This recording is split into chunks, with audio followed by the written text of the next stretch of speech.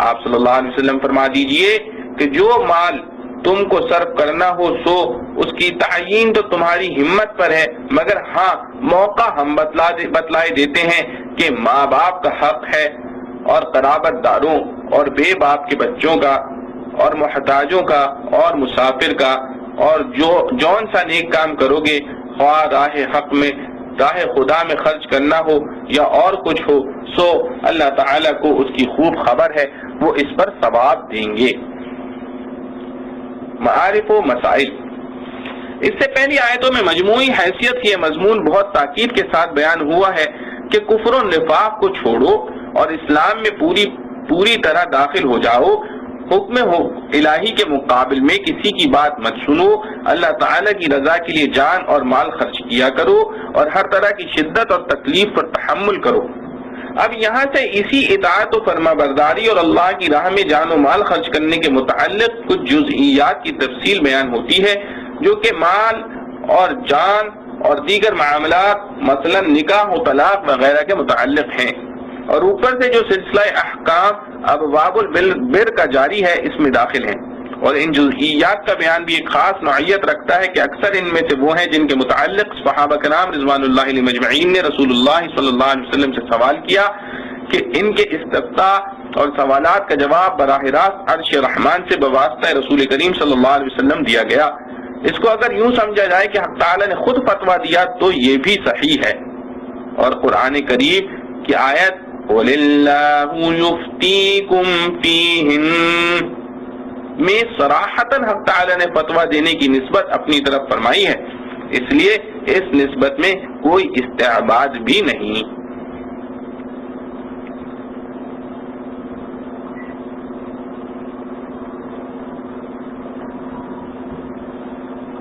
اور یہ بھی کہا جا سکتا ہے کہ یہ فتاوی رسول کریم صلی اللہ علیہ وسلم کے ہیں جو آپ صلی اللہ علیہ وسلم کو بذریعہ وحی تلقین کیے گئے ہیں۔ بہرحال اس رکوع میں جو احکام شریعہ صحابہ کرام رضوان اللہ علیہم اجمعین کے چند سوالات کے جواب میں بیان ہوئے ہیں وہ ایک خاص اہمیت رکھتے ہیں۔ پورے قرآن میں اس طرح سوال و جواب کے انداز سے خاص احکام تقریباً 17 جگہ آئے ہیں، جن میں سے 7 تو اسی جگہ سورہ بقرہ میں ہے، ایک سورہ مائدہ میں، ایک سورہ انفال میں۔ یہ 9 سوالات تو صحابہ کرام رضوان اللہ علیہم اجمعین کی طرف سے ہیں۔ سورہ اعراف میں 2 اور سورہ بنی اسرائیل، سورہ کہف، سورہ طٰہٰ، سورہ نازعات میں ایک یہ کل 6 سوال کفار کی طرف سے ہیں جن کا جواب قرآن میں جواب کے عنوان سے دیا گیا ہے۔ مفسر القرآن حضرت عبداللہ بن عباس رضی اللہ عنہ فرماتے ہیں کہ میں نے کوئی جماعت محمد مصطفیٰ صلی اللہ علیہ وسلم کے صحابہ رضی اللہ عنہ مجمعین سے بہتر نہیں دیکھی کہ دین کے ساتھ انتہائی شغف اور رسول اللہ صلی اللہ علیہ وسلم کے ساتھ انتہائی محبت و تعلق کے باوجود انہوں نے سوالات بہت کم کیے۔ کل 13 مسائل میں سوال کیا ہے جس کا جواب قرآن میں دیا گیا ہے، کیونکہ یہ حضرات بے ضرورت سوال نہ کرتے تھے۔ بحوالہ قرطبی۔ متذکرہ بالا آیات میں سے پہلی آیت میں صحابہ کے نام رضوان اللہ علیہم اجمعین کا استفتاء یعنی سوال ان الفاظ سے نقل فرمایا گیا ہے، یسألونک ماذا ينفقون، یعنی لوگ آپ صلی اللہ علیہ وسلم سے پوچھتے ہیں کہ کیا خرچ کریں۔ یہی سوال اس رکوع میں 3 آیتوں کے بعد پھر انہی الفاظ کے ساتھ دہرایا گیا، وَيَسْأَلُونَكَ مَاذَا يُنفِقُونَ، لیکن اس ایک ہی سوال کا جواب آیت متذکرہ میں کچھ اور دیا گیا ہے اور 3 آیتوں کے بعد آنے والے سوال کا جواب اور ہے۔ اس لیے پہلے یہ سمجھنا ضروری ہے کہ ایک ہی سوال کے 2 مختلف جواب کس حکمت پر مبنی ہے۔ یہ حکمت ان حالات و واقعات میں غور کرنے سے واضح ہو جاتی ہے جن میں یہ آیت نازل ہوئی ہے، جن میں یہ آیات نازل ہوئی ہیں۔ مثلا آیت متذکرہ کا شان نزول یہ ہے کہ عمر بن جموح رضی اللہ عنہ نے رسول اللہ صلی اللہ علیہ وسلم سے یہ سوال کیا تھا کہ ما ننفق من اموالنا وأين نضعها، یعنی ہم اپنے اموال میں سے کیا خرچ کریں اور کہاں خرچ کریں۔ اور ابن جریر رحمۃ اللہ علیہ کی روایت کے موافق یہ سوال تنہا عمر ابن جموح رضی اللہ عنہ کا نہیں تھا بلکہ عام مسلمانوں کا تھا۔ اس سوال کے 2 جز ہیں، ایک یہ کہ مال میں سے کیا اور کتنا خرچ کریں، دوسرے یہ کہ اس کا مصرف کیا ہو، کن لوگوں کو دیں۔ اور دوسری آیت جو 2 آیتوں کے بعد اسی سوال پر مشتمل ہے، اس کا شان نزول بروایت ابن ابی حاتم رحمۃ اللہ تعالی علیہ یہ ہے کہ جب قرآن میں مسلمانوں کو اس کا حکم دیا گیا کہ اپنے مال اللہ تعالیٰ کی راہ میں خرچ کریں، تو چند صحابہ کرام رضوان اللہ علیہم اجمعین حضرت صلی اللہ علیہ وسلم کی خدمت میں حاضر ہوئے اور عرض کیا کہ انفاق فی سبیل اللہ کا جو حکم ہمیں ملا ہے، ہم اس کی وضاحت چاہتے ہیں کہ کیا مال اور کون سی چیز اللہ کی راہ میں خرچ کیا کریں۔ اس سوال میں صرف ایک ہی جز ہے، یعنی کیا خرچ کریں۔ اس طرح ان دونوں سوالوں کی نوعیت کچھ مختلف ہو گئی کہ پہلے سوال میں کیا خرچ کریں اور کہاں خرچ کریں کا سوال تھا، اور دوسرے میں صرف کیا خرچ کریں کا سوال ہے۔ اور پہلے سوال کے جواب میں جو کچھ قرآن میں ارشاد فرمایا گیا، اس سے معلوم ہوتا ہے کہ سوال کے دوسرے جز کو یعنی کہاں خرچ کریں زیادہ اہمیت دے کر اس کا جواب تو صریح طور پر دیا گیا، اور پہلے جز یعنی کیا خرچ کریں کا جواب ضمنی طور پر دے دینا کافی سمجھا گیا۔ اب الفاظ قرآنی میں دونوں اجزاء پر نظر فرمائیں۔ پہلے جز یعنی کہاں خرچ کریں یعنی کہاں خرچ کریں کے متعلق ارشاد ہوتا ہے ما انفقتم من خیر فللوالدین والاقربین والیتامی والمساکین وابن السبیل، یعنی جو کچھ بھی تم کو اللہ کے لیے خرچ کرنا ہو اس کے مستحق ماں باپ اور رشتہ دار اور بے باپ کے بچے اور مساکین اور مسافر ہیں۔ اور دوسرے جو یعنی کیا خرچ کریں کا جواب ضمنی طور پر ان الفاظ میں دیا گیا وَمَا تَفْعَلُوا مِن خَيْرٍ فَإِنَّ اللَّهَ بِهِ عَلِيمٌ، وَمَا تَفْعَلُوا مِنْ خَيْرٍ فَإِنَّ اللَّهَ بِهِ عَلِيمٌ، یعنی تم جو کچھ بھلائی کرو گے اللہ تعالیٰ کو اس کی خوب خبر ہے۔ اشارہ اس بات کی طرف ہے کہ اللہ تعالیٰ کی طرف سے تم پر کوئی تحریر اور پابندی نہیں کہ مال کی اتنی ہی مقدار صرف کرو، بلکہ جو کچھ بھی اپنی استطاعت کے موافق خرچ کرو گے اللہ تعالیٰ کے پاس اس کا اجر و ثواب پاؤ گے۔ الغرض پہلی آیت میں شاید سوال کرنے والوں کو پیش نظر زیادہ اہمیت اسی سوال کی ہو کہ ہم جو مال خرچ کریں اس کا مصرف کیا ہو، کہاں خرچ کریں، اسی لیے اس کے جواب میں اہمیت کے ساتھ مصارف بیان فرمائے گئے، اور کیا خرچ کریں اس سوال کا جواب ضمنی طور پر دے دینا کافی سمجھا گیا۔ اور بعد والی آیت میں سوال صرف اتنا ہی تھا کہ ہم کیا چیز اور کیا مال خرچ کریں، اس کا جواب ارشاد ہوا قُلِ الْعَفْوَ، یعنی آپ صلی اللہ علیہ وسلم فرما دیں کہ جو کچھ بچے اپنی ضروریات سے وہ خرچ کیا کریں۔ ان دونوں آیتوں سے اللہ تعالیٰ کے راستے میں مال خرچ کرنے کے متعلق چند ہدایات و مسائل معلوم ہوئے۔ نمبر 1 مسئلہ اول یہ کہ دونوں آیتیں زکوٰۃ فرض کے متعلق نہیں، کیونکہ زکوٰۃ فرض کے لیے تو نصاب مال بھی مقرر ہے، اور اس میں جتنی مقدار خرچ کرنا فرض ہے وہ بھی رسول کریم صلی اللہ علیہ وسلم کے ذریعے پوری طرح متعین مقرر فرما دی گئی ہے۔ ان دونوں آیتوں میں نہ کسی نصاب مال کی قید ہے، نہ خرچ کرنے کی مقدار بتلائی گئی ہے۔ اس سے معلوم ہوا کہ یہ دونوں آیتیں صدقات نافلہ کے متعلق ہیں۔ اس سے یہ شبہ بھی رفع ہو گیا کہ پہلی آیت میں خرچ کا مصرف والدین کو بھی قرار دیا گیا ہے، حالانکہ ماں باپ کو زکوٰۃ دینا حضرت صلی اللہ علیہ وسلم کی تعلیم کے مطابق جائز نہیں، کیونکہ ان آیتوں کا تعلق فریضہ زکوٰۃ سے ہے ہی نہیں۔ مسئلہ دوسری ہدایت اس آیت سے یہ حاصل ہوئی کہ ماں باپ اور دوسرے اعزاء و اقربا کو جو کچھ بطور ہدیہ دیا یا کھلایا جاتا ہے، اگر اس میں بھی اللہ تعالیٰ کا حکم بجا لانے کی نیت ہو تو وہ بھی موجب اجر و ثواب اور انفاق فی سبیل اللہ میں داخل ہے۔ نمبر 3 مسئلہ تیسری ہدایت یہ حاصل ہوئی کہ نفلی صدقات میں اس کی رعایت ضروری ہے کہ جو مال اپنی ضرورت سے زائد ہو وہی خرچ کیا جائے، اپنے اہل و عیال کو تنگی میں ڈال کر اور ان کے حقوق کو تلف کر کے خرچ کرنا ثواب نہیں۔ اسی طرح جس کے ذمے کسی کا قرض ہے، قرض خواہ کو ادا نہ کرے اور نفلی صدقات و خیرات میں اڑائے، یہ اللہ کے نزدیک پسندیدہ نہیں۔ پھر ضروریات سے زائد مال کے خرچ کرنے کا جو ارشاد اس آیت میں ہے، اس کو حضرت ابو ذر غفاری رضی اللہ عنہ اور بعض دوسرے حضرات نے حکم وجوبی قرار دیا کہ اپنی ضرورت سے زائد مال، زکوٰۃ اور تمام حقوق ادا کرنے کے بعد بھی اپنی ملک میں جمع رکھنا جائز نہیں۔ ضروریات سے زائد جو کچھ ہے سب کا صدقہ کر دینا واجب ہے، مگر جمہور صحابہ رضوان اللہ علیہم مجمعین و تابعین رحمہ اللہ علیہما اور ائمہ دین رحمہ اللہ علیہما اس پر ہیں کہ ارشاد قرآنی کا مطلب یہ ہے کہ جو کچھ اللہ کی راہ میں خرچ کرنا ہو وہ ضروریات سے زائد ہونا چاہیے، یہ نہیں کہ ضرورت سے زائد جو کچھ ہو اس کو صدقہ کر دینا ضروری یا واجب ہے۔ صحابہ کرام رضوان اللہ علیہم مجمعین کے تعامل سے یہی ثابت ہوتا ہے۔ وآخر دعوانا ان الحمد للہ رب العالمین۔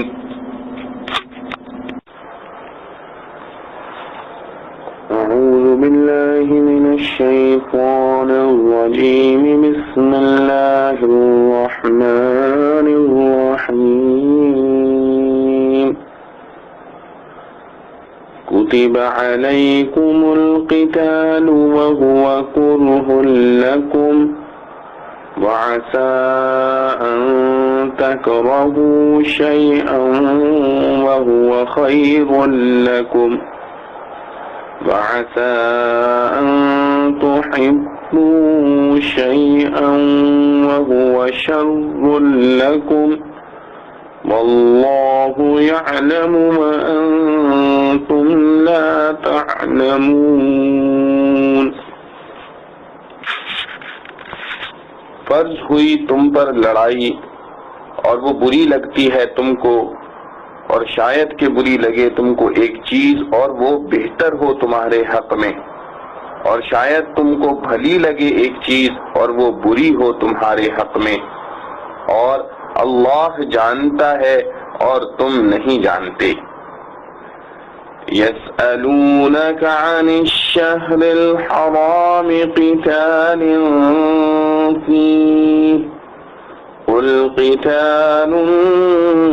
فيه كبير وصد عن سبيل الله وكفر به والمسجد الحرام وإخراج أهله منه أكبر عند الله والفتنة أكبر من القتل ولا يزالون يقاتلونكم حتى يردوكم عن دينكم إن استطاعوا ومن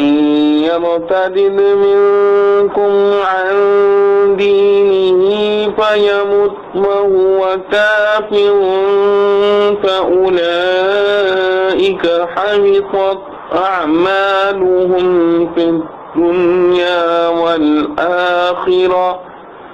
وأولئك أصحاب النار هم فيها خالدون۔ تجھ سے پوچھتے ہیں مہینہ حرام کو کہ اس میں لڑنا کیسا؟ کہہ دے اس میں لڑائی بڑا گناہ ہے، اور روکنا اللہ کی راہ سے اور اس کو نہ ماننا اور مسجد الحرام سے روکنا اور نکال دینا اس کے لوگوں کو وہاں سے، اس سے بھی زیادہ گناہ ہے اللہ کے نزدیک، اور لوگوں کو دین سے بچلانا قتل سے بھی بڑھ کر ہے، اور کفار تو ہمیشہ تم سے لڑتے ہی رہیں گے یہاں تک کہ تم کو پھیر دیں تمہارے دین سے اگر قابو پاویں، اور جو کوئی پھیرے تم میں سے اپنے دین سے پھر مر جاوے حالت کفر ہی میں تو ایسوں کے ضائع ہوئے عمل دنیا اور آخرت میں، اور وہ لوگ رہنے والے ہیں دوزخ میں اور اس میں ہمیشہ رہیں گے۔ ان الذين آمنوا والذين هاجروا وجاهدوا في سبيل الله أولئك يرجون رحمة الله والله غفور رحيم۔ بے شک جو لوگ ایمان لائے اور جنہوں نے ہجرت کی اور لڑے اللہ کی راہ میں، وہ امیدوار ہیں اللہ کی رحمت کے، اور اللہ بخشنے والا مہربان ہے۔ خلاصہ تفسیر، 13واں حکم فرضیت جہاد۔ جہاد کرنا تم پر فرض کیا گیا ہے، اور وہ تم کو طبعاً گناہ معلوم ہوتا ہے، اور یہ بات ممکن ہے کہ تم کسی بات کو گناہ سمجھو اور واقع میں وہ تمہارے حق میں خیر اور مصلحت ہو، اور یہ بھی ممکن ہے کہ تم کسی امر کو مرغوب سمجھو اور واقع میں وہ تمہارے حق میں باعث خرابی کا ہو، اور ہر شے کی حقیقت حال کو اللہ تعالی جانتے ہیں اور تم پورا نہیں جانتے۔ اچھے برے کا فیصلہ اپنی خواہش کی بنیاد پر نہ کرو، جو کچھ اللہ کا حکم ہو جائے اسی کو اجمالاً مصلحت سمجھ کر اس پر کاربند رہا کرو۔ 14واں حکم تحقیق قتال در شہر حرام۔ حضور پاک صلی اللہ علیہ وسلم کے چند صحابہ رضوان اللہ علیہ مجمعین کا ایک سفر میں اتفاق سے کفار کے ساتھ مقابلہ ہو گیا۔ ایک کافر ان کے ہاتھ سے مارا گیا، اور جس روز یہ قصہ ہوا رجب کی پہلی تاریخ تھی، مگر صحابہ رضوان اللہ علیہ مجمعین اس کو جمادی الاخری کی 30 سمجھتے تھے، اور رجب اشہر حرم میں سے ہے۔ کفار نے اس واقعے پر طعنا کیا کہ مسلمانوں نے شہر حرام کی حرمت کا بھی خیال نہیں کیا۔ مسلمانوں کو اس کی فکر ہوئی اور حضور صلی اللہ علیہ وسلم سے پوچھا، اور بعض روایات میں ہے کہ خود بعض کفار قریش نے بھی حاضر ہو کر اعتراضاً سوال کیا، اور اس کا جواب ارشاد ہوتا ہے، لوگ آپ صلی اللہ علیہ وسلم سے شہر حرام میں قتال کرنے کے متعلق سوال کرتے ہیں۔ آپ صلی اللہ علیہ وسلم فرما دیجئے کہ اس میں خاص طور پر یعنی عمدن قتال کرنا جرم عظیم ہے، مگر مسلمانوں سے یہ فعل بالقصد صادر نہیں ہوا، بلکہ تاریخ کی تحقیق نہ ہونے کے سبب غلطی سے ایسا ہو گیا۔ یہ تو تحقیقی جواب ہے، اور الزامی جواب یہ ہے کہ کفار و مشرکین کا تو کسی طرح منہ ہی نہیں مسلمانوں پر اعتراض کرنے کا، کیونکہ اگر شہر حرام میں لڑنا جرم عظیم ہے، لیکن ان کفار کی جو حرکتیں ہیں یعنی اللہ تعالیٰ کی راہ دین سے لوگوں کو روک ٹوک کرنا، یعنی مسلمان ہونے پر تکلیفیں پہنچانا کہ ڈر کے مارے لوگ مسلمان نہ ہوں، اور اللہ تعالیٰ کے ساتھ کفر کرنا، اور مسجد حرام یعنی کعبہ کے ساتھ کفر کرنا کہ وہاں بہت سے بت رکھ کر چھوڑتے تھے، اور بجائے خدا رب العزت کی عبادت کے ان کی عبادت اور طواف کرتے تھے۔ اور جو لوگ مسجد حرام کے اہل تھے یعنی رسول اللہ صلی اللہ علیہ وسلم اور دوسرے مومنین، ان کو تنگ اور پریشان کر کے اس مسجد حرام سے خارج ہونے پر مجبور کر دینا، جس سے نوبت ہجرت یعنی ترک وطن کی پہنچی، تو یہ حرکتیں شہر حرام میں قتال کرنے سے بھی زیادہ ہیں، جرم عظیم ہے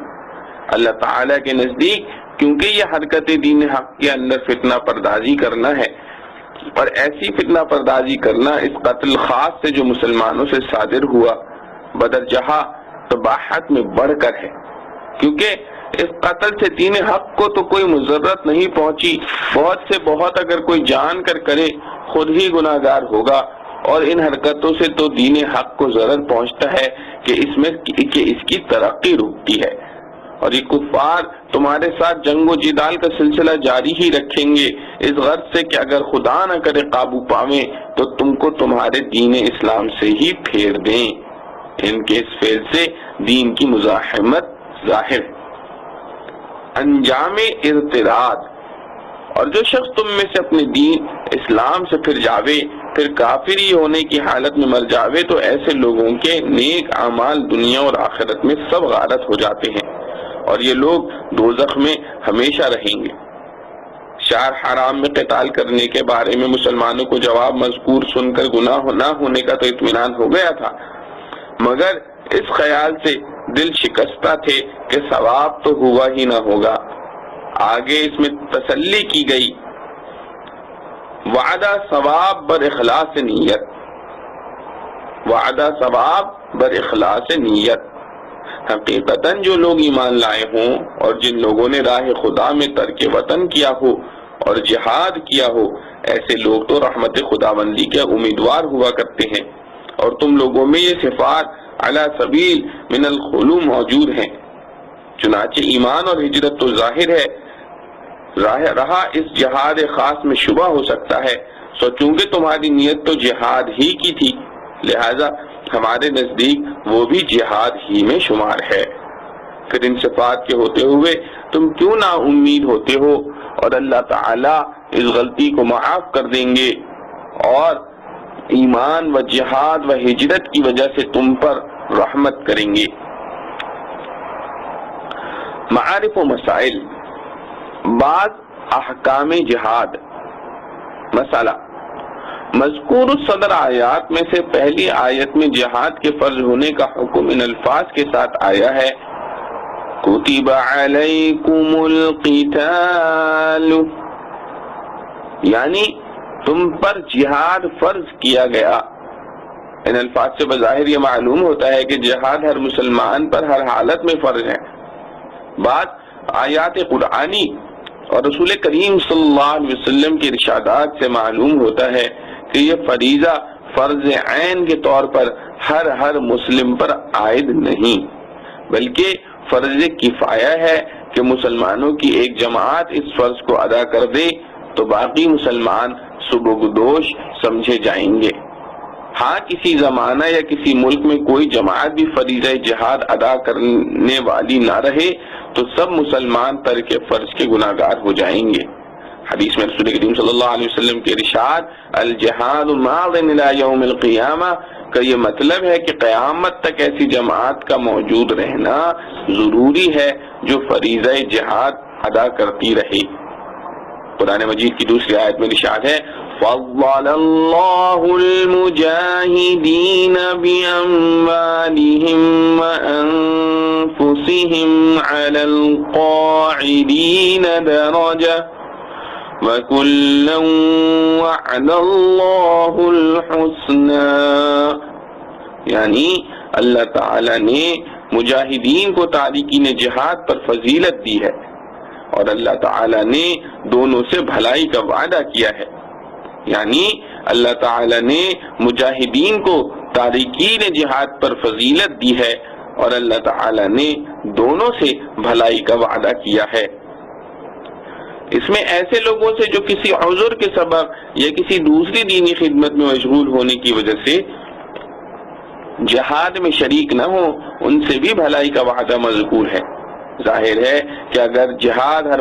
فرد مسلم پر فرض عین ہوتا تو اس کے چھوڑنے والوں سے وعدہ حسنہ یعنی بھلائی کا وعدہ ہونے کی صورت نہ تھی۔ اسی طرح ایک دوسری آیت میں ہے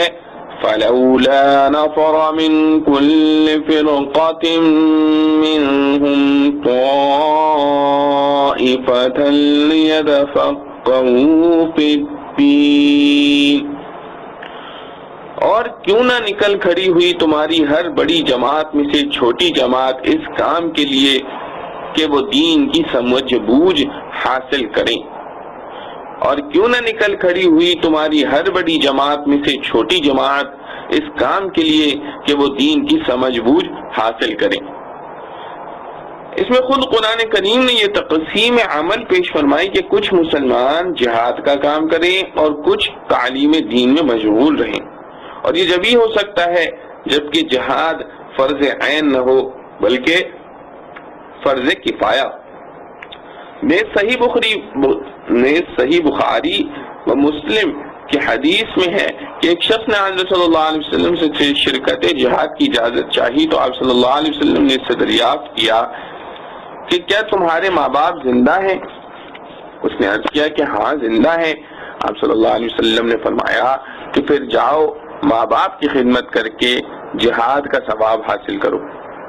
اس سے یہ بھی معلوم ہوا کہ جہاد فرض کفایہ ہے۔ جب مسلمانوں کی ایک جماعت فریضہ جہاد کو قائم کیے ہوئے ہو تو باقی مسلمان دوسری خدمتوں اور کاموں میں لگ سکتے ہیں۔ ہاں اگر کسی وقت امام المسلمین ضرورت سمجھ کر نفیر عام کا حکم دے اور سب مسلمانوں کو شرکت جہاد کی دعوت دے تو پھر جہاد سب پر فرض عین ہو جاتا ہے۔ قرآن کریم نے سورہ توبہ میں ارشاد فرمایا یا ایھا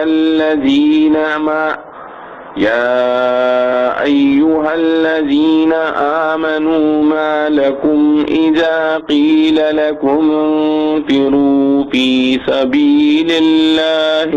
اثاقلتم،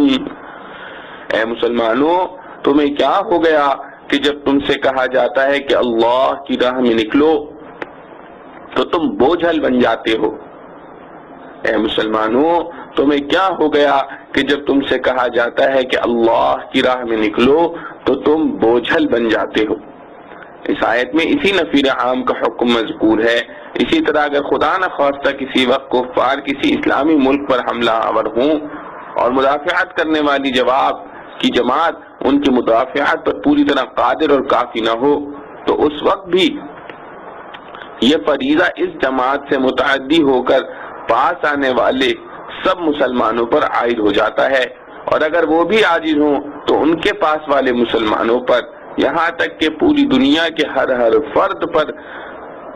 فرد مسلم پر ایسے وقت جہاد فرض عین ہو جاتا ہے۔ قرآن مجید کی مذکورہ بالا تمام آیات کے مطالعے سے جمہور فقہاء و محدثین نے یہ حکم قرار دیا ہے کہ عام حالات میں جہاد فرض کفایہ ہے۔ مسئلہ اسی لیے جب تک جہاد فرض کفایہ ہو اولاد کو بغیر ماں باپ کی اجازت کے جہاد میں جانا جائز نہیں۔ مسئلہ جس شخص کے ذمے کسی کا قرض ہو اس کے لیے جب تک قرض ادا نہ کر دے اس فرض کفایہ میں حصہ لینا درست نہیں۔ ہاں اگر کسی وقت نفیر عام کے سبب یا کفار کے نرغے کے باعث جہاد سب پر فرض عین ہو جائے تو اس وقت نہ والدین کی اجازت شرط ہے، نہ شوہر کی اور نہ قرض خواہ کی۔ اس آیت کے آخر میں جہاد کی ترغیب کے لیے ارشاد فرمایا ہے کہ جہاد اگرچہ طبعی طور پر تمہیں بھاری معلوم ہو لیکن خوب یاد رکھو کہ انسانی بصیرت و دانشمندی اور تدبیر و محنت عواقب و نتائج کے بارے میں بکثرت فیل ہوتی ہے۔ کسی مفید کو مضر یا مضر کو مفید سمجھ لینا بڑے سے بڑے ہوشیار عقل مند سے بھی مستبعد نہیں۔ ہر انسان اگر اپنی عمر میں پیش آنے والے وقائع پر نظر ڈالے تو اپنی ہی زندگی میں اس کو بہت سے واقعات ایسے نظر پڑیں گے کہ وہ کسی چیز کو نہایت مفید سمجھ کر حاصل کر رہے تھے اور انجام کار یہ معلوم ہوا کہ وہ انتہائی مضر تھی، یا کسی چیز کو نہایت مضر سمجھ کر اس سے اجتناب کر رہے تھے اور انجام کار یہ معلوم ہوا کہ وہ نہایت مفید تھی۔ انسانی عقل و تدبیر کی رسوائی اس معاملے میں بکثرت مشاہدے میں آتی رہتی ہے۔ اس لیے فرمایا کہ جہاد و قتال میں اگرچہ بظاہر مال اور جان کا نقصان نظر آتا ہے لیکن جب حقائق سامنے آئیں گے تو کھلے گا کہ نقصان ہرگز نقصان نہ تھا بلکہ سراسر نفع اور دائمی رحمت کا سامان تھا۔ اشہر حرم میں قتال کا حکم۔ آیات مذکورہ میں سے دوسری آیت اس پر شاہد ہے کہ اشہر حرم یعنی 4 مہینے رجب، ذی قعدہ، ذی الحج، محرم میں قتال حرام ہے۔ اسی طرح قرآن کریم کی متعدد آیتوں میں پوری تصریح کے ساتھ اشہر حرم میں قتال کی ممانعت آئی ہے۔ مثلا منها 4 حرم ذلك الدین القیم، اور حجت الوداع کے مشہور و معروف خطبے میں رسول اللہ صلی اللہ علیہ وسلم نے فرمایا 4 حرم 3 متوالیات ورجب مضر۔ ان آیات و روایت سے ثابت ہوتا ہے کہ مذکورہ 4 مہینوں میں قتال حرام ہے اور یہ حرمت ہمیشہ کے لیے ہے۔ امام تفسیر عطا بن ابی رباح رحمۃ اللہ تعالی علیہ قسم کھا کر فرماتے تھے کہ یہ حکم ہمیشہ کے لیے باقی ہے، اور بھی متعدد حضرات تابعین اس حکم کو ثابت غیر منسوخ قرار دیتے ہیں، مگر جمہور فقہا کے نزدیک اور بقول جساس عام فقہا و امصار کے مسلک پر یہ حکم منسوخ ہے، اب کسی مہینے میں قتال ممنوع نہیں۔ اب رہا یہ سوال کہ اس کا ناسخ کون سی آیت ہے۔ اس میں فقہا کے مختلف اقوال ہیں۔ بعض نے فرمایا کہ آیت کریمہ قاتل المشرکین کافہ اس کی ناسخ ہے، اور اکثر حضرات نے آیت فَاقْتُلُوا الْمُشْرِكِينَ حَيْثُ وَجَدْتُمُوهُمْ کو ناسخ قرار دیا ہے، اور لفظ حیث کو اس جگہ زمانے کے معنی میں لیا ہے کہ مشرکین کو جس مہینے اور جس زمانے میں پاؤ قتل کر دو۔ اور بعض حضرات نے فرمایا کہ اس حکم کا ناسخ رسول اللہ صلی اللہ علیہ وسلم کا اپنا عمل ہے کہ خود آپ نے طائف کا محاصرہ اشہر حرم میں فرمایا، اور حضرت عامر اشعری کو اشہر حرم ہی میں اوطاس کے جہاد کے لیے بھیجا۔ اسی بنا پر عامہ فقہا اس حکم کو منسوخ قرار دیتے ہیں۔ جساس نے فرمایا وہ قول فقہاء الامصار۔ روح المعانی نے اسی آیت کے تحت میں اور بیضاوی نے سورہ برات کے پہلے رکوع کی تفسیر میں اشہر حرم میں حرمت قتال کے منسوخ ہونے پر اجماع امت نقل کیا ہے بیان القرآن۔ مگر تفسیر مظہری میں مذکورہ تمام دلائل کا جواب یہ دیا ہے کہ اشہر حرم کی حرمت کی تصریح خود اس آیت میں موجود ہے، جس کو آیت السیف کہا جاتا ہے، یعنی ان عدت الشہور عند اللہ 12 شہرا فی کتاب اللہ یوم خلق السماوات والارض منها 4 حرم۔ اور یہ آیات قتال میں سب سے آخر میں نازل ہوئی ہے، اور خطبہ حجت الوداع جو نبی کریم صلی اللہ علیہ وسلم کی وفات سے صرف 80 روز پہلے ہوا ہے، اس میں بھی اشہر حرم کی حرمت کی تصریح موجود ہے۔ اس لیے آیات متذکرہ کو اس کا ناسخ نہیں کہا جا سکتا، اور رسول اللہ صلی اللہ علیہ وسلم کا محاصرہ طائف ذوالقعدہ میں نہیں شوال میں ہوا ہے، اس لیے اس کو بھی ناسخ نہیں کہہ سکتے۔ البتہ یہ کہا جا سکتا ہے کہ اشہر حرم میں قتال کی حرمت متعلقہ جو مذکورہ آیات سے معلوم ہوتی ہے، اس میں سے وہ صورت مستثنا کر دی گئی ہے کہ خود کفار ان مہینوں میں مسلمانوں سے قتال کرنے لگے تو جوابی حملہ اور دفاع مسلمانوں کے لیے بھی جائز ہے۔ اتنے حصے کو منسوخ کہا جا سکتا ہے جس کی تصریح اس آیت میں ہے الشہر الحرام بالشہر الحرام۔ تو خلاصہ یہ ہوا کہ ابتداءً قتال تو ان مہینوں میں ہمیشہ کے لیے حرام ہے، مگر جب کفار ان مہینوں میں حملہ آور ہوں تو مدافعانہ قتال کی مسلمانوں کو بھی اجازت ہے، جیسا کہ امام جساس رحمۃ اللہ علیہ نے بروایت حضرت جابر رضی اللہ عنہ بن عبداللہ رضی اللہ عنہ نقل کیا ہے کہ رسول اللہ صلی اللہ علیہ وسلم کسی شہر حرام میں اس وقت تک قتال نہ کرتے تھے جب تک قتال کی ابتدا کفار کی طرف سے نہ ہو جائے۔ انجام ارتداد آیت مذکورہ یسألونک عن الشہر الحرام کے آخر میں مسلمان ہونے کے بعد کفر و ارتداد اختیار کرنے کا یہ حکم ذکر فرمایا ہے کہ حبطت اعمالهم فی الدنیا والآخرہ، یعنی ان لوگوں کے اعمال دنیا و آخرت میں سب غارت ہو جائیں گے۔ مثلا دنیا میں اعمال کا ضائع ہونا یہ ہے کہ اس کی بیوی نکاح سے نکل جاتی ہے، اگر اس کا کوئی مورث مسلمان مرے تو اس شخص کو میراث کا حصہ نہیں ملتا۔ حالت اسلام میں نماز روزہ جو کچھ کیا تھا سب کل عدم ہو جاتا ہے۔ مرنے کے بعد جنازے کی نماز نہیں پڑھی جاتی، مسلمانوں کے مقابر میں دفن نہیں ہوتا، اور آخرت میں ضائع ہونا یہ ہے کہ عبادات میں ثواب نہیں ملتا، عبد الآباد کے لیے دوزخ میں داخل ہوتا ہے۔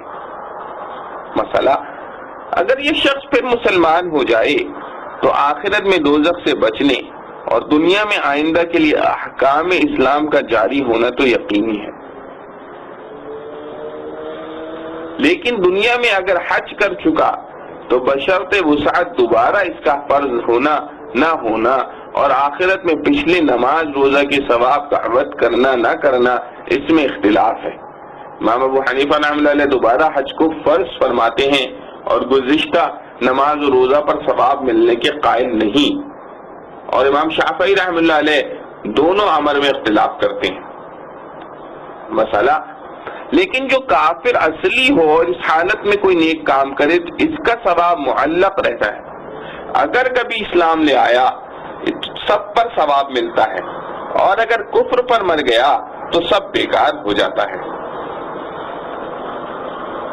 حدیث میں اسلمت علی ما اسلفت من خیر اسی معنی میں وارد ہے۔ مسئلہ، غرض مرتد کی حالت کافر اصلی سے بدتر ہے۔ غرض مرتد کی حالت کافر اصلی سے بدتر ہے، اسی بات سے کافر اصلی سے جزیہ قبول ہو سکتا ہے، اور مرتد اگر اسلام نہ لاوے اور اگر مرد ہے قتل کر دیا جاتا ہے، اگر عورت ہے تو دوام حبس کی سزا دی جاتی ہے، کیونکہ اس سے اسلام کی اہانت ہوئی ہے۔ سرکاری اہانت اسی سزا کے لائق ہے۔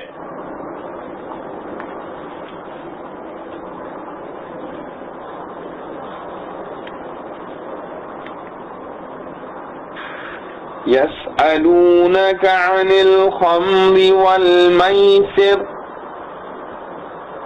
قل فيهما إثم كبير ومنافع للناس قل فيهما إثم كبير ومنافع للناس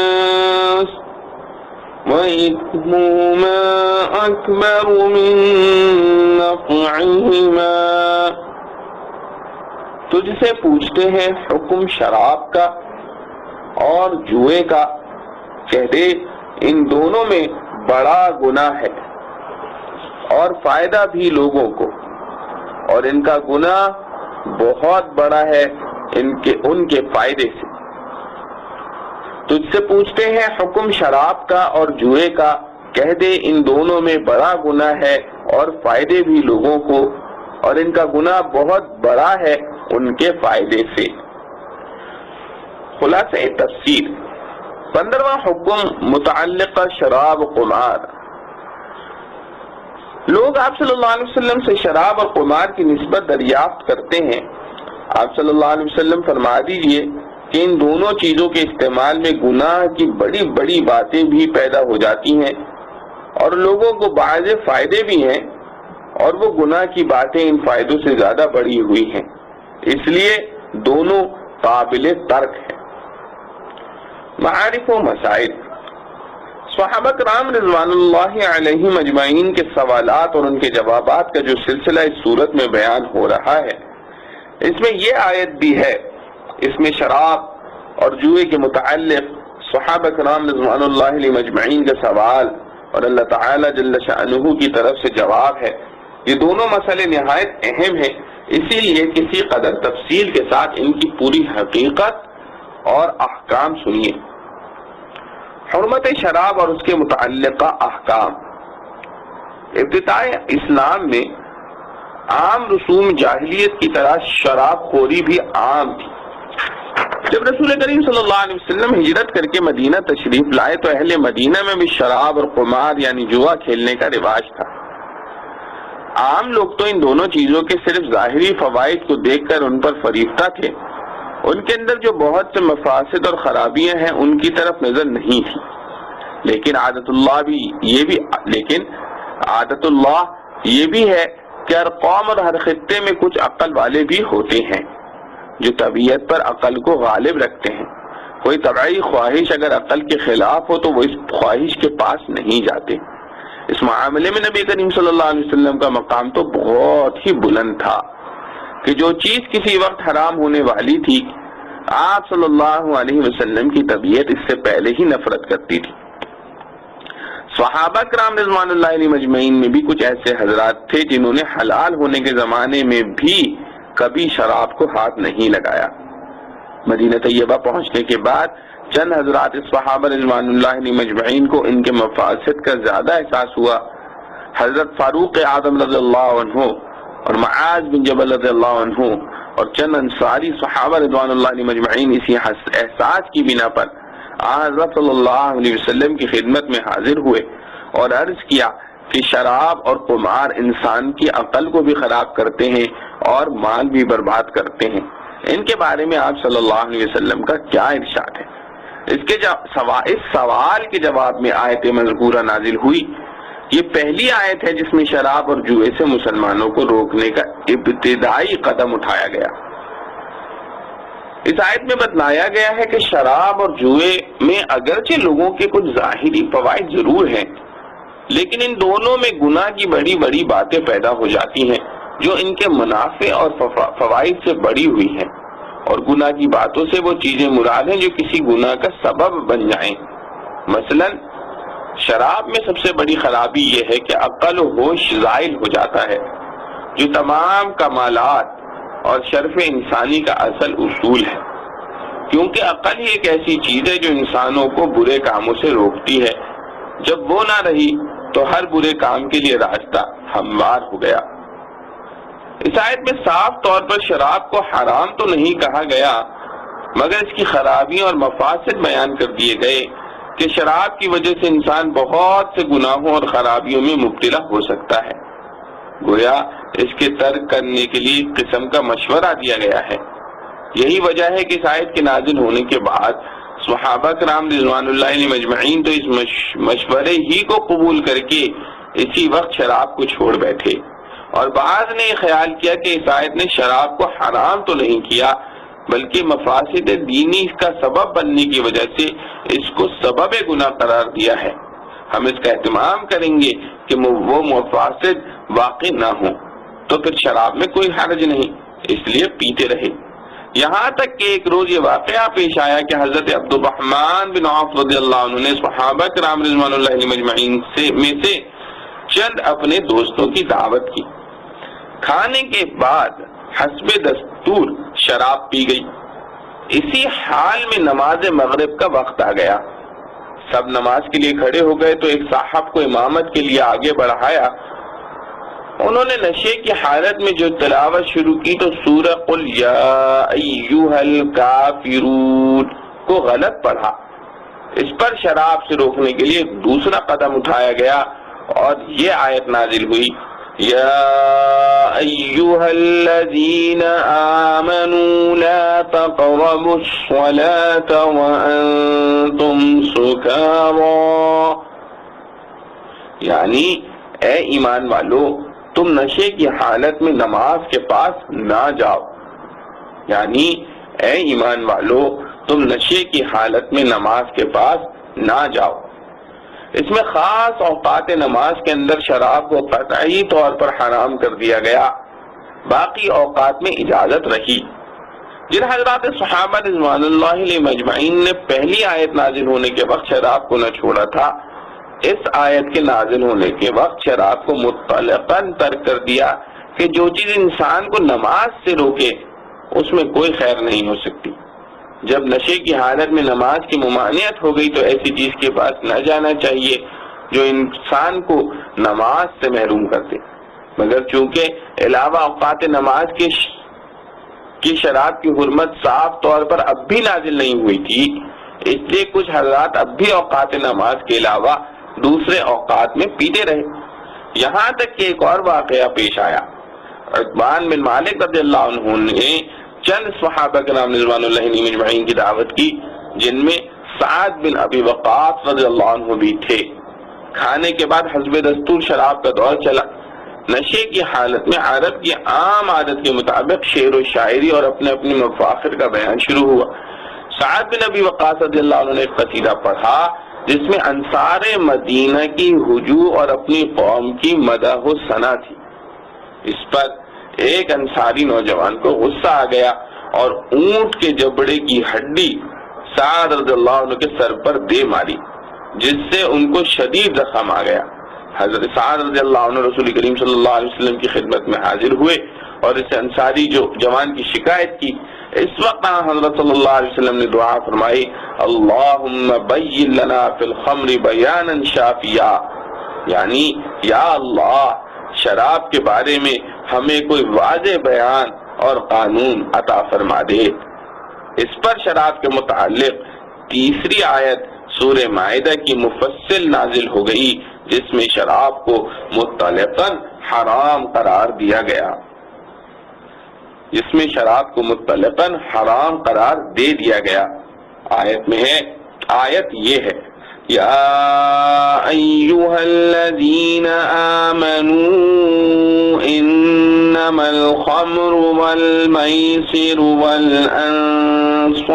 والازلام رجس من عمل الشیطان فاجتنبوه لعلکم تفلحون انما يريد الشيطان ان يوقع بينكم العداوة والبغضاء في الخمر والميسر ويصدكم عن ذكر الله وعن الصلاة وَيَصُدَّكُمْ عَنْ ذِكْرِ اللَّهِ وَعَنِ الصَّلَاةِ فَهَلْ أَنْتُمْ مُنْتَهُونَ، یعنی اے ایمان والو، بات یہی ہے کہ شراب اور جوا اور بت اور جوئے کے تیر یہ سب گندی باتیں شیطانی کام ہیں، سو اس سے بالکل الگ الگ رہو تاکہ تم کو فلاح ہو۔ شیطان تو یہ چاہتا ہے کہ شراب اور جوئے کے ذریعے تمہارے آپس میں بغض اور عداوت پیدا کر دے اور اللہ تعالی کی یاد سے اور نماز سے تم کو باز رکھے، سو کیا اب بھی باز آؤ گے؟ یعنی اے ایمان والو، بات یہی ہے کہ شراب اور جوا اور بت اور جوئے کے تیر یہ سب گندی باتیں شیطانی کام ہیں، سو اس سے بالکل الگ رہو تاکہ تم کو فلاح ہو۔ شیطان تو یہ چاہتا ہے کہ شراب اور جوئے کے ذریعے تمہارے آپس میں بغض اور عداوت پیدا کر دے اور اللہ تعالی کی یاد سے اور نماز سے تم کو باز رکھے، سو کیا اب بھی باز آؤ گے؟ حرمت شراب کے تدریجی احکام۔ احکام الہیہ کی اصلی اور حقیقی حکمتوں کو تو احکام الحاکمین ہی جانتا ہے، مگر احکام شریعہ میں غور کرنے سے معلوم ہوتا ہے کہ شریعت اسلام نے احکام انسانی میں جذبات کی بڑی رعایت فرمائی ہے تاکہ انسان کو ان کے اتباع میں زیادہ تکلیف نہ ہو۔ خود قرآن کریم نے فرمایا، لا يكلف اللہ نفسا الا وسعها، یعنی اللہ تعالیٰ کسی انسان کو ایسا حکم نہیں دیتا جو اس کی قدرت اور وسعت میں نہ ہو۔ اسی رحمت و حکمت کا تقاضا تھا کہ اسلام نے شراب کے حرام کرنے میں بڑی تدریج سے کام لیا۔ شراب کی تدریجی ممانعت اور حرمت کی قرآنی تاریخ کا خلاصہ یہ ہے کہ قرآن کریم میں شراب کے متعلق 4 آیتیں نازل ہوئی ہیں جن کا ذکر اوپر آ چکا ہے۔ ان میں سے ایک آیت سورہ بقرہ کی ہے جس کی تفسیر آپ اس وقت دیکھ رہے ہیں۔ اس میں تو شراب سے پیدا ہو جانے والے گناہوں اور مفاسد کا ذکر کر کے چھوڑ دیا گیا ہے، حرام نہیں کیا۔ گویا ایک مشورہ دیا کہ یہ چھوڑنے کی چیز ہے مگر چھوڑنے کا حکم نہیں دیا۔ دوسری آیت سورہ نساء کی لا تقربوا الصلاة وانتم سکارى میں خاص اوقات نماز کے اندر شراب کو حرام قرار دیا گیا، باقی اوقات میں اجازت رہی۔ تیسری اور چوتھی 2 آیتیں سورہ مائدہ کی ہیں جو اوپر مذکور ہو چکی ہیں، ان میں صاف اور قطعی طور پر شراب کو حرام قرار دے دیا۔ شریعت اسلام نے شراب کے حرام کرنے میں اس تدریج سے اس لیے کام لیا کہ عمر بھر کی عادت خصوصاً نشے کی عادت کو چھوڑ دینا انسانی طبیعت پر انتہائی شاق اور گرا ہوتا۔ علماء نے فرمایا فطام العادت اشد من فطام الرضاعہ، یعنی جیسے بچے کو ماں کا دودھ پینے کی عادت چھوڑ دینا بھاری معلوم ہوتا ہے، انسان کو اپنی کسی عادت مستمرہ کو بدلنا اس سے زیادہ شدید اور سخت ہے۔ اس لیے اسلام نے حکیمانہ اصول کے مطابق اول اس کی برائی ذہن نشین کرائی، پھر نمازوں کے اوقات میں ممنوع کیا، پھر ایک خاص مدت کے بعد قطعی طور پر حرام کر دیا گیا۔ ہاں جس طرح ابتداءً تحریم شراب میں آہستگی اور تدریج سے کام لینا حکمت کا تقاضا تھا، اسی طرح حرام کر دینے کے بعد اس کی ممانعت کے قانون کو پوری شدت کے ساتھ نافذ کرنا بھی حکمت ہی کا تقاضا تھا۔ اسی لیے رسول کریم صلی اللہ علیہ وسلم نے شراب کے بارے میں اول سخت وعید عذاب کی بتلائیں۔ ارشاد فرمایا کہ یہ ام الخبائث اور ام الفواحش ہے، اس کو پی کر آدمی برے سے برے گناہ کا مرتکب ہو سکتا ہے۔ ایک حدیث میں ارشاد ہے کہ شراب اور ایمان جمع نہیں ہو سکتے۔ یہ روایتیں نسائی میں ہیں اور جامع ترمذی میں حضرت انس رضی اللہ عنہ کی روایت ہے کہ حضرت صلی اللہ علیہ وسلم نے شراب کے بارے میں 10 آدمیوں پر لعنت فرمائی۔ نچوڑنے والا، بنانے والا، پینے والا، پلانے والا، اس کو لاد کر لانے والا اور جس کے لیے لائی جائے، اور اس کا بیچنے والا، خریدنے والا، اس کو ہبہ کرنے والا، اس کی آمدنی کھانے والا۔ اور پھر صرف زبانی تعلیم و تبلیغ پر اکتفا نہیں فرمایا بلکہ عملی اور قانونی طور پر اعلان فرمایا کہ جس کے پاس کسی قسم کی شراب موجود ہو اس کو فلاں جگہ جمع کر دے۔ صحابہ رضوان اللہ تعالی علیہ مجمعین میں تعمیل حکم کا بے مثال جذبہ۔ فرما بردار صحابہ کرام رضوان اللہ تعالی علیہ مجمعین نے پہلا حکم پاتے ہی اپنے اپنے گھروں میں جو شراب استعمال کے لیے رکھی تھی اس کو تو اسی وقت بہا دیا۔ حضرت عبداللہ بن عمر رضی اللہ عنہ کا بیان ہے کہ جب حضرت صلی اللہ علیہ وسلم کے منادی نے مدینہ کی گلیوں میں آواز دی کہ شراب حرام کر دی گئی ہے تو جس کے ہاتھ میں جو برتن شراب کا تھا اس کو وہیں پھینک دیا، جس کے پاس کوئی صبح یا خام شراب کا تھا اس کو گھر سے باہر لا کر توڑ دیا۔ حضرت انس رضی اللہ عنہ اس وقت ایک مجلس میں دور جام کے ساقی بنے ہوئے تھے۔ ابو طلحہ، ابو عبیدہ بن جراح، ابی بن کعب، سہیل رضوان اللہ علیہ مجمعین جیسے جلیل القدر صحابہ رضوان اللہ علیہ مجمعین موجود تھے۔ منادی کی آواز کان میں پڑتے ہی سب نے کہا کہ اب یہ شراب سب گرا دو، اس کے جام و ثبوت توڑ دو۔ بعض روایات میں ہے کہ اعلان حرمت کے وقت جس کے ہاتھ میں جام شراب لبوں تک پہنچا ہوا تھا اس نے وہیں سے اس کو پھینک دیا۔ مدینہ میں اس روز شراب اس طرح بہ رہی تھی جیسے بارش کی رو کا پانی، اور مدینے کی گلیوں میں عرصہ دراز تک یہ حالت رہی کہ جب بارش ہوتی تو شراب کی بو اور رنگ مٹی میں نکھر آتا تھا۔ جس وقت ان کو یہ حکم ملا کہ جس کے پاس کسی قسم کی شراب ہو وہ فلاں جگہ جمع کر دے، اس وقت صرف وہ ذخیرے کچھ رہ گئے تھے جو مال تجارت کی حیثیت سے بازار میں تھے۔ ان کو فرما بردار صحابہ کرام رضوان اللہ علیہ مجمعین نے بلا تعمل مقررہ جگہ پر جمع فرما دیا۔ حضرت صلی اللہ علیہ وسلم بنفس نفیس تشریف لے گئے اور اپنے ہاتھ سے شراب کے بہت سے مشکینوں کو چاک کر دیا اور باقی دوسرے صحابہ کرام رضوان اللہ علیہ مجمعین کے حوالے کر کے چاک کرا دیا۔ ایک صحابی رضی اللہ تعالی عنہ جو شراب کی تجارت کرتے تھے اور ملک شام سے شراب درآمد کیا کرتے تھے، اتفاقاً اس زمانے میں ابھی ساری رقم جمع کر کے ملک شام سے شراب لینے کے لیے گئے ہوئے تھے، اور جب یہ تجارتی مال لے کر واپس ہوئے تو مدینہ میں داخل ہونے سے پہلے ہی ان کو اعلان حرمت کی خبر مل گئی۔ جانثار صحابی رضی اللہ عنہ نے اپنے پورے سرمایہ اور محنت کی حاصلات کو جس سے بڑے نفع کی امید لیے آ رہے تھے، اعلان حرمت سن کر اسی جگہ ایک پہاڑی پر ڈال دیا اور خود رسول اللہ صلی اللہ علیہ وسلم کی خدمت میں حاضر ہوئے اور سوال کیا کہ اب میرے اس مال کے متعلق کیا حکم ہے اور مجھ کو کیا کرنا چاہیے۔ حضرت صلی اللہ علیہ وسلم نے فرمان خداوندی کے مطابق حکم دیا کہ سب مشکینوں کو چاک کر کے شراب بہا دو۔ فرمانبردار محب خدا و رسول صلی اللہ علیہ وسلم نے بلا کسی جھجک کے اپنے ہاتھ سے اپنا پورا سرمایہ زمین پر بہا دیا۔ یہ بھی ایک اسلام کا معجزہ اور صحابہ کرام رضوان اللہ علیہ مجمعین کی حیرت انگیز و بے مثال اطاعت ہے جو اس واقعے میں ظاہر ہوئی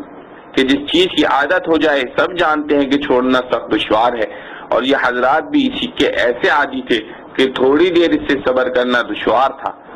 ایک حکم الہی اور فرمان نبوی صلی اللہ علیہ وسلم نے ان کی عادات میں ایسا عظیم الشان انقلاب برپا کر دیا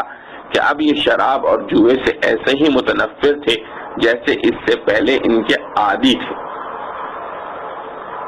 اسلامی سیاست اور عام ملکی سیاستوں کا فرق عظیم۔ مذکورہ آیات پھر واقعات میں حرمت شراب کے حکم پر مسلمانوں کے عمل کا ایک نمونہ سامنے آ گیا ہے، جس کو اسلام کا معجزہ کہو یا پیغمبرانہ تربیت کا بے مثال اثر یا اسلامی سیاست کا لازمی نتیجہ کہ نشے کی عادت جس کے چھوڑنے کا انتہائی دشوار ہونا ہر شخص کو معلوم ہے، اور عرب میں اس کا رواج اس حد تک پہنچا ہوا تھا کہ چند گھنٹے اس کے بغیر صبر نہیں کر سکتے تھے۔ وہ کیا چیز تھی جس نے ایک ہی اعلان کی آواز کان میں پڑتے ہی ان سب کے مزاجوں کو بدل ڈالا؟ ان کی عادتوں میں وہ انقلاب پیدا کر دیا کہ اب سے چند منٹ پہلے جو چیز انتہائی مرغوب بلکہ زندگی کا سرمایہ تھی،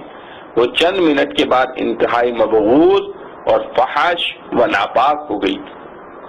اس کے بالمقابل آج کی ترقی یافتہ سیاست کی ایک مثال کو سامنے رکھ لیجئے کہ اب سے چند سال پہلے امریکہ کے ماہرین صحت اور سماجی مصلحین نے جب شراب نوشی کی بے شمار اور انتہائی مہلک خرابیوں کو محسوس کر کے ملک میں شراب نوشی کو قانوناً ممنوع کرنا چاہا تو اس کے لیے اپنے نشر و اشاعت کے مول نئے سے نئے ذرائع جو اس ترقی یافتہ سیاست کا بڑا کمال سمجھے جاتے ہیں سبھی شراب نوشی کے خلاف ذہن ہموار کرنے پر لگا دیے۔ سینکڑوں اخبارات اور رسائل اس کی خرابیوں پر مشتمل ملک میں لاکھوں کی تعداد میں شائع کیے گئے۔ پھر امریکی دستور میں ترمیم کے امتناع شراب کا قانون نافذ کیا گیا، مگر ان سب کا اثر جو کچھ امریکہ میں آنکھوں نے دیکھا اور وہاں کے ارباب سیاست کی رپورٹوں سے دنیا کے سامنے آیا وہ یہ تھا کہ اس ترقی یافتہ اور تعلیم یافتہ قوم نے اس ممانعت قانونی کے زمانے میں عام زمانوں کی نسبت بہت زیادہ شراب استعمال کی، یہاں تک کہ مجبور ہو کر حکومت کو اپنا قانون منسوخ کرنا پڑا۔ عرب مسلمانوں اور موجودہ ترقی یافتہ امریکنوں کے حالات و معاملات کا یہ عظیم فرق تو ایک حقیقت اور واقعہ ہے جس کا کسی کو انکار کرنے کی گنجائش نہیں۔ یہاں غور کرنے کی بات یہ ہے کہ اس عظیم الشان فرق کا اصلی سبب اور راز کیا ہے۔ ذرا سا غور کریں تو معلوم ہو جائے گا کہ شریعت اسلام نے صرف قانون کو قوم کی اصلاح کے لیے کبھی کافی نہیں سمجھا، بلکہ قانون سے پہلے ان کی ذہنی تربیت کی اور عبادت و ذہارت اور فکر آخرت کے کیمیاوی نسخے سے ان کے مزاجوں میں ایک بڑا انقلاب لا کر ایسے افراد پیدا کر دیے جو رسول صلی اللہ علیہ وسلم کی آواز پر اپنی جان و مال آبرو سب کچھ قربان کرنے کے لیے تیار ہو جائیں۔ مکی زندگی کے پورے دور میں یہی افراد سازی کا کام ریاضتوں کے ذریعے ہوتا رہا۔ جب جانثاروں کی جماعت تیار ہو گئی اس وقت قانون جاری کیا گیا۔ ذہنوں کو ہموار کرنے کے لیے تو امریکہ نے بھی اپنے بے مثال ذرائع استعمال کرنے میں کوئی کوتاہی نہیں کی۔ ان کے سامنے سب کچھ تھا مگر فکر آخرت نہیں تھی، اور مسلمانوں کے رگ و پے میں فکر آخرت سمائی ہوئی تھی۔ کاش آج بھی ہمارے عقلاء اس نسخہ کیمیا کو استعمال کر کے دیکھیں تو دنیا کو امن و سکون نصیب ہو جائے۔ شراب کے مفاسد اور فوائد میں موازنہ۔ اس آیت میں شراب اور قمار دونوں کے متعلق قرآن کریم نے بتلایا ہے کہ ان دونوں میں کچھ مفاسد بھی ہیں اور کچھ فوائد بھی، مگر اس کے مفاسد فوائد سے بڑے ہوئے ہیں، اس لیے ضرورت ہے کہ اس پر نظر ڈالی جائے کہ ان کے فوائد کیا ہیں اور مفاسد کیا۔ پھر یہ کہ فوائد سے زیادہ مفاسد ہونے کی کیا وجوہ ہے۔ آخر میں چند فقہی ضابطے بیان کیے جائیں گے جو اس آیت سے مستفاد ہوتے ہیں۔ پہلے شراب کو لے لیجئے۔ اس کے فوائد تو عام لوگوں میں مشہور و معروف ہیں کہ اس سے لذت و فرحت حاصل ہوتی ہے اور وقتی طور پر قوت میں اضافہ ہو جاتا ہے، رنگ صاف ہو جاتا ہے، مگر ان حقیر وقتی فوائد کے مقابلے میں اس کے مفاسد اتنے کثیر، وسیع اور گہرے ہیں کہ شاید کسی دوسری چیز میں اتنے مفاسد اور مضرات نہ ہوں گے۔ بدن انسانی پر شراب کے مضرات یہ ہیں کہ وہ رفتہ رفتہ معدے کے فعل کو فاسد کر دیتی ہے۔ بدن انسانی پر شراب کے مضرات یہ ہیں کہ وہ رفتہ رفتہ معدے کے فعل کو فاسد کر دیتی ہے، کھانے کی خواہش کم کر دیتی ہے، چہرے کی حیت بگاڑ دیتی ہے، پیٹ بڑھ جاتا ہے۔ مجموعی حیثیت سے تمام قوا پر یہ اثر ہوتا ہے جو ایک جرمن ڈاکٹر نے بیان کیا ہے کہ جو شخص شراب کا عادی ہو 40 سال کی عمر میں اس کے بدن کی ساخت ایسی